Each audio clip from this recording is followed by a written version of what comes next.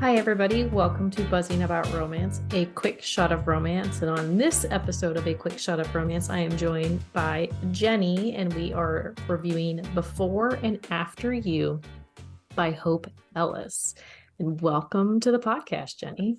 Hello. How are you doing tonight? Doing great.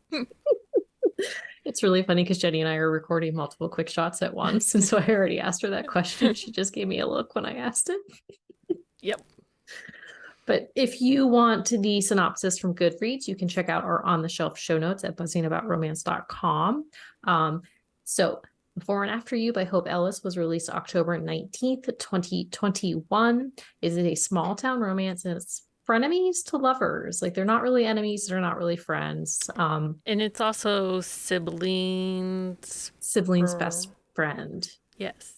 Yes, because Walker is the brother of Lee's best friend. Correct. And this is book 2 in the Leffersbee series, Green Valley Chronicles in the Penny Reed book universe. And it is a series of standalones. It is told in dual first-person point of view. So you do get Walker's point of view and you get Lee's point of view. It is kind of a slow burn too, because the put-out percentage is 53%. But this is Lee and Walker's tale. So let's talk about Lee and Walker. So I don't know what is up with me tonight. Did you read book 1 or did you? I did not read book 1. Okay.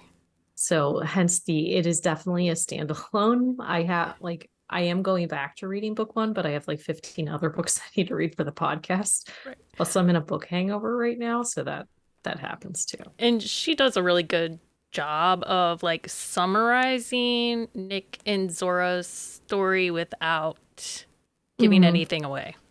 So yeah, because I totally don't know what happens in their book other than the fact that like they had been together and then they weren't together and then he came back and like he's like this uber rich guy and like things happen in this book. So like he's uber rich, but there is one part of this book where Walker walks in on them doing the dirty like in their house because he's staying at their house, and it's really, really funny. If you get Hope's bonus content, you can see that from Walker's perspective. No, from Zora's point of view. I might have to dig into that because that was really funny when that whole like little tale happened, because Nick and Zora have been on their honeymoon like for a good portion of the beginning of the book. Yes, so, like months. So yeah, I want to take a month honeymoon. Right, just a month vacation, but take like 2 weeks. So yes, Lee is Zora's best friend. They were friends in college, and my understanding is that like after college, Lee got married, got divorced, and that's when she moved to Green Valley. Yes. So I'm not sure where they went to college, but they met. They were college roommates. She moved back to her hometown and got married to a douche nugget of epic proportions. Right. He was a dirty dog and cheated on her and got somebody pregnant, and he decided she divorced him, and she moved to Green Valley where Walker and Zora grew up. Right. So and Walker's family owns the bank in Green Valley, or a bank in Green Valley. The bank in Green Valley. This is true because it's Green Valley, so there's only one of everything. Yeah, and they have like branches in Knoxville and it's probably Marysville. But Walker works at the Knoxville branch, which is important because Lee is the director of children life at the hospital in Knoxville. Yeah, and that actually, like, her job is actually a big part of her story arc. And so there was a lot of their job development and like their job backstory in this book, but it actually is a lot longer than I thought it was, but like it pulls you in such a way that like, in the one thing I liked though is the fact that like there's a lot of words, but there wasn't a lot of unnecessary story to the book. Because everything that Hope Ellis put in this book, like, it makes sense. Like, there was a reason for everything that happened, and I really enjoyed that. Right. Like, Lee is going through working for this hospital. They're being bought out. Mm-hmm. Pretty much all of us have experienced that in some form, whether it's the hospital we work at, the hospital we go to. Yeah. So I really enjoyed the way, like, not only are you getting their relationship dynamics, Hope really approached this from like a perspective that took in everybody's like view, the patients, the Mm-hmm. doctors, the people that use the hospital, and you kind of see them rally around that, Yeah. which was Well, it was a different perspective than a lot of authors take because you do, and like, but you also see like how dedicated Lee is to her job and she really cares about the patients that she deals with.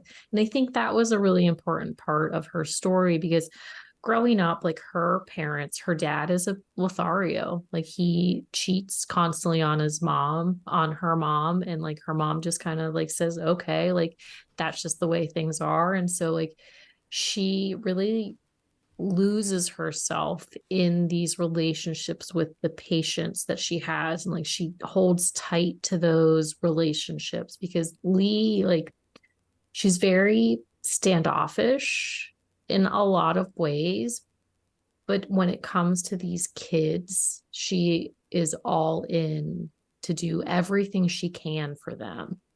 right. And the way her relationship with Walker like plays out is kind of like a little bit of both of that, like both of Mm-hmm. those things, because they've known each other since Lee and Zora were in college, and they've always Right. kind of had that like tension, and the banter between them is like kind of cutthroat.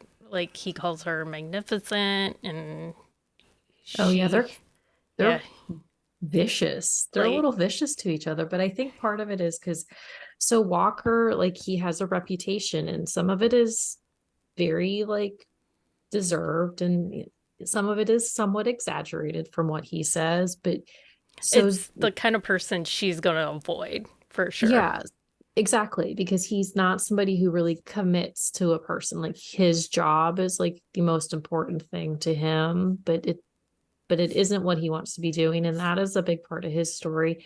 But so she has seen him flit from like woman to woman basically since she's known him, and growing up the way she did and having the husband that she did. Like, Been there, she got the uses, t-shirt.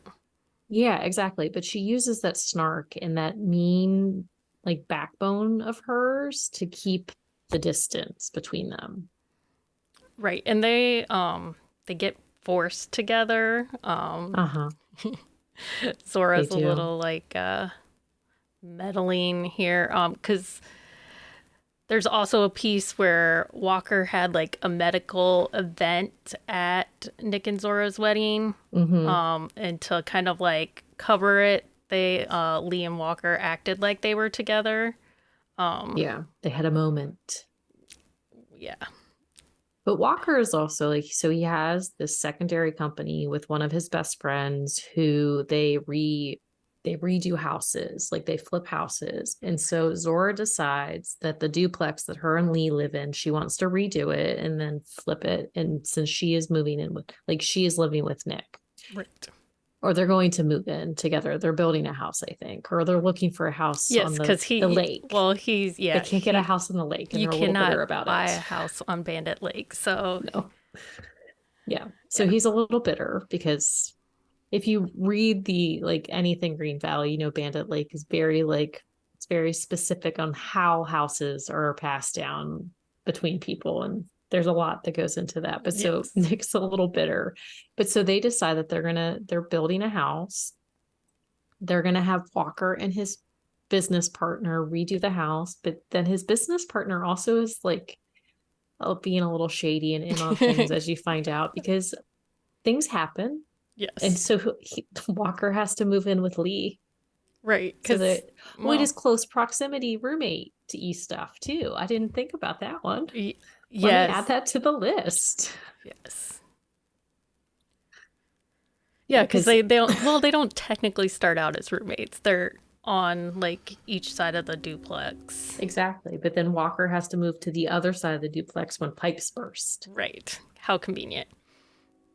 How convenient. And how convenient is it that things take forever to fix? But yeah, so then things, they move forward, they come together. And then I really like the way that their story played out, because even though like they do get together and they have this relationship, they never kind of lose that snarky banter with each other. Like they lose like the nicknames to a point, but at the same time, I think they both recognize that they use those as like terms of affection. Right, because when they do have like the third act breakup, when they come back together, they kind of use those as like a comforting Mm-hmm. piece of, yeah. I will say that this third act breakup, it broke me a little bit. Like it did. It's a Yeah, rough one. it is a rough one because you can, I And we're mean, not going to tell you why it right, happens or what happens, but like it breaks me. It broke me a little bit. Like he you, grovels well though. he does. Like you can see why they each made the decisions that they did. Mm-hmm. And I think that goes back to like what you were talking about with them, like working through their careers, working through their personal life too. Like they both have to do that work before they can. Mm-hmm. Well, and that's the thing. Like they're both older. They're both in their 30s. Like they have lived lives. Like they're very mature, but at the same time, like they're both at this turning point. Like Lee, like the hospital's getting sold, like she gets fired. They're going through this picketing like situation because of things that are happening at the hospital. Like Walker like is seeing that, finally seeing like whatever, like a lot of people around have been seeing, that maybe he doesn't want to be working for the bank for the rest of his life and doing only that. Like he really does enjoy the flipping of the houses and doing that. And so they're both at these turning points in their lives, and like their lives are taking a little bit different direction than they anticipated. Yes. And also But like Zora's twin. What's her name? Uh, Talia, Talia, it starts with a T. it starts with a T. I I don't know if I like her. I don't think you're supposed to, and I keep hoping for her book, and it is. Is she getting a book? Do you know? I Because I do. think she deserves a book. Like she Well, needs a book, because I want to not dislike her. right. Well, and she was sent to Chicago, so Yeah. Smartypants romance. Hope if you're listening. I mean, there are Chicagoans in the Yes, there's plenty Smartypants of people. world. There's a lot. There's a whole series in Chicago. Yes, I there's mean, multiple series. there's like there's a whole new world that could happen, but she definitely needs a book, because like I want to like her because she's part of this like really cool family, but I don't like her at the same Yeah, time. she's extremely rude. Yes. Well, and she does some shady businesses. We'll just say that. But there's like Lee, I do enjoy her sister and her brother-in-law, like the relationship, like Yes. when there's a, I'm gonna spoil this because it's really funny. So he basically proposes to Walker, like when Walker is like visiting for something, he proposes to him with bacon. It's so Yes. funny. But he's really funny. And like I like their dynamic, and the fact that like she's really supportive of Lee, like in the fact that like she needs to be away from their family because of things.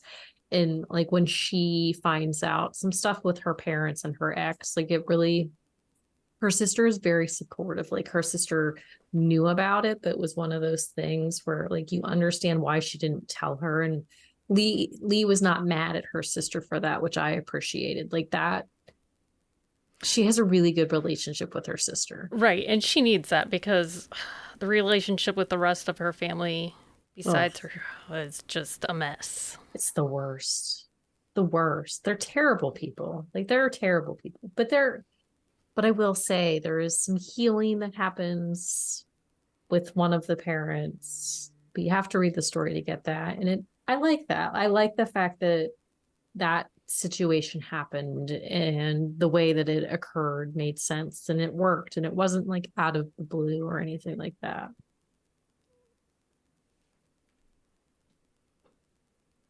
So if you have a book that you would like to hear a quick shot of romance about, send us an email at thebees@bookcaseandcoffee.com. Thank you, Jenni, for making me read this book, because you've been talking about these couple books for a long time now. I have. And you're like, well, we're going to do a quick shot about it, so you have to read it. Yes. But thank you for joining us, and until next time, happy reading, everybody. Find us on Instagram at BuzzingAboutRomance or on Twitter at BuzzingRomance. If you like the podcast, please leave a review. If you'd like to support us directly, join the Bookcase and Coffee Patreon and receive exclusive content only available to Patreon members. Check out bookcaseandcoffee.com for our on-the-shelf show notes.